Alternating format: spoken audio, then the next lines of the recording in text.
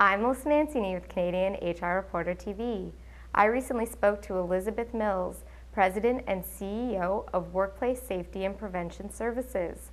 We talked about the challenges facing safety professionals today. There are so many challenges with the nature of work that we have right now and the mobility of the workforce, because it does move from place to place, and that the people who supervise those workers really have to sort of heighten their game all the time because there are new workers arriving every 2 months.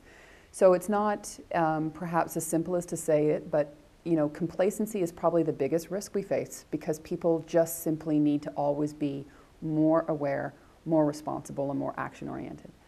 The second challenge I think we're really going to start to see some ground on is what does it mean to work for a small business and have solutions meet their needs? And to turn literally almost the funnel upside down and say, look, we know you can't come to us.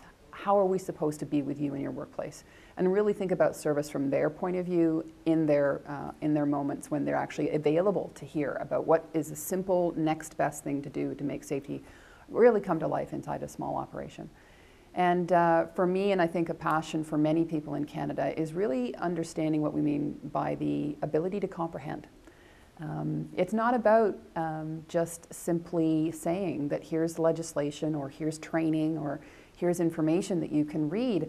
If that information isn't at a level, whether that's at a grade 5 written level or with images or pictograms or presented in a multiple different sets of ways, many people will simply not comprehend. And that actually puts the onus back on us. As solutions providers, we actually really need to think about simplicity is powerful, access is necessary, and how we deliver those multiple solutions really has to meet those two needs first, simplicity and accessibility. And if we do that, I think the intent of what we're trying to do with the other two themes actually also is powered up.